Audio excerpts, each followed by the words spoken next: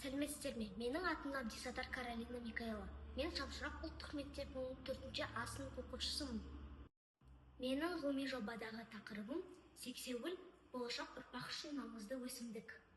Қазақстанның шөл және шөлейтін жерлерде сексеуіл ормандары азайып бара жатыр.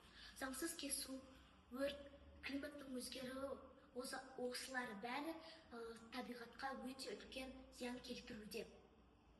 Ал сексеуіл шөл аймақтарының тірегі. Егер сексеуіл жойылса, жер құмға айналып, экологиялық тепе-теңдік бұзылады. Бұл мәселе бүгінгі күні өте өзекті. Себебі сексеуіл құм көшкінін тоқтатады, ауаны тазартады және көптеген жануарларға мекен болады. Егер біз қазірден бастап қорғау шараларын күшейтпесек, болашақ ұрпағымыз тек қана шөлейтін жерлерді көруі мүмкін. Сексеуілді қорғау – бұл табиғатты қорғау деген сөз. Ол жердің тозуын азайтады, климаттың тұрақтылығына әсер етеді және биоалуантүрлілікті сақтайды.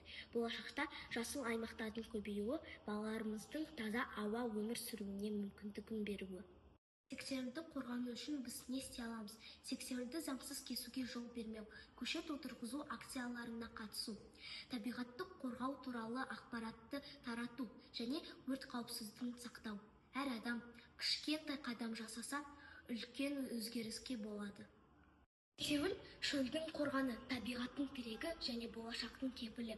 Болашақ ұрпаққа жасыл жер қалдыру – ол біздің міндетіміз. Табиғатты бірге қорғайық.